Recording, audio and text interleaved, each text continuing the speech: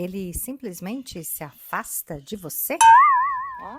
Onde tem uma filhinha do papai, pode ser que tenha um filhinho da mamãe. E esse filhinho da mamãe fica incomodadíssimo com ordens, Vem. porque ele já tem uma mãe. E ele quer uma esposa. Vem, filho. E ele não segue a mulher, porque ele acha que a mulher está dando mais ordens. Basta que ela trate as suas feridas, se olhe no seu masculino e no seu feminino e veja o resultado.